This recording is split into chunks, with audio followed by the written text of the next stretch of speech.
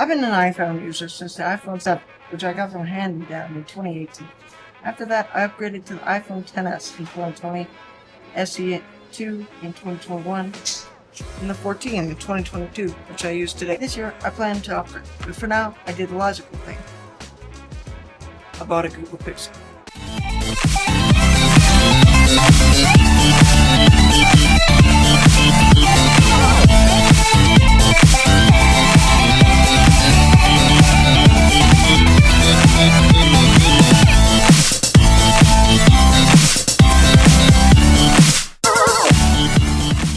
Back in July 4th, I ordered it from my favorite website, Backmark.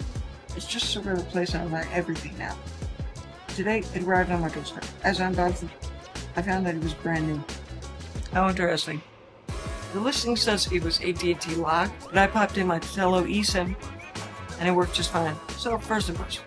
First off, the phone I purchased is the Pixel 7a. I'll be comparing it to the base iPhone 14. And of course, this is my first run-in with Android, but I haven't used any version higher than Android 8 since 2021.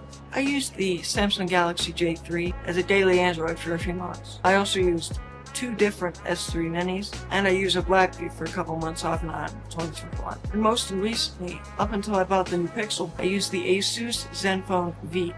This new Pixel has more RAM than the iPhone 14, with 8 gigs. But honestly, I don't know what I'm going to do with 8 gigs of RAM on a phone. The 128 gigs of storage is nice, but what am I going to do with that on a phone? Take 39,000 pictures? I don't think so. Now, I have a deep red skin on my iPhone. I like the camera bump on the iPhone, since I'm less likely to have my fingers in the frame because I hold it like this. I hold it ways to cover fingers. Cover camera sometimes. The Pixel has rounded edges, which I like better than the iPhone's edges.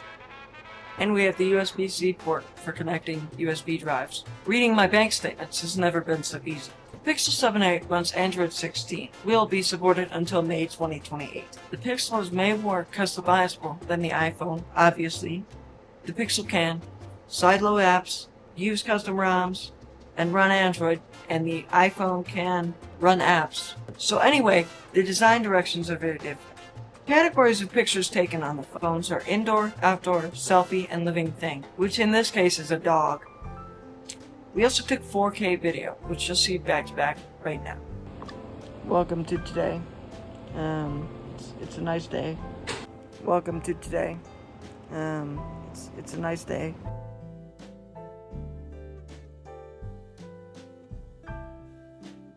For photos, first the indoor. I think the Pixel will have to take the cake. It seems crisper than the Pixel's photo. For outdoor, the iPhone seems less saturated and looks more as if it's in real life. The dog photo will, although they've been cropped, the iPhone will win because it's crisper. For the selfie, the Pixel is better. You get a wider image. Now for video playback. For this, I chose a 4K Montana landscape from YouTube. Go.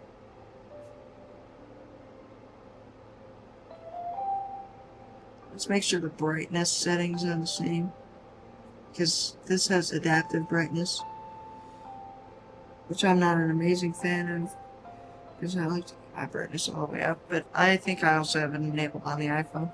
It just doesn't kick in as often.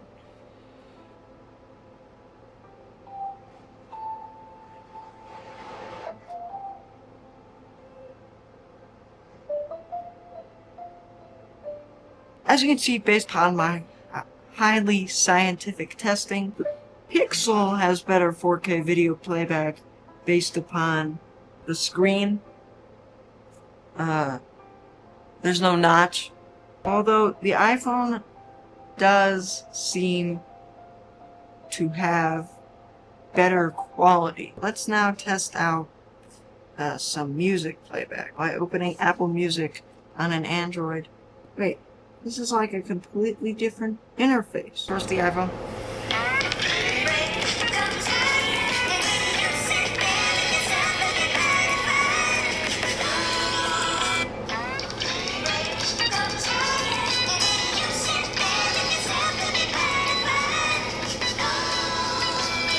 Alright, now let's go on a full volume test. First the iPhone.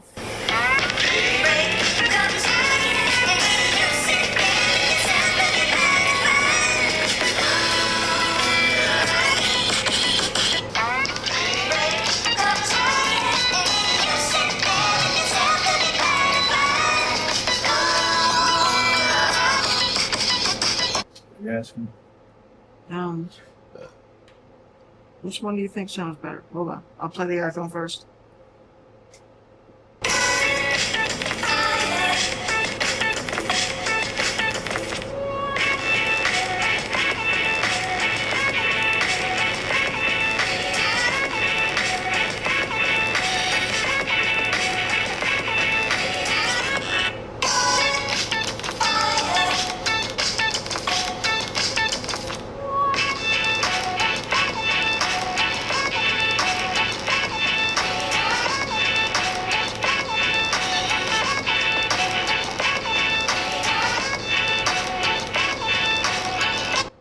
I think it's the iPhone.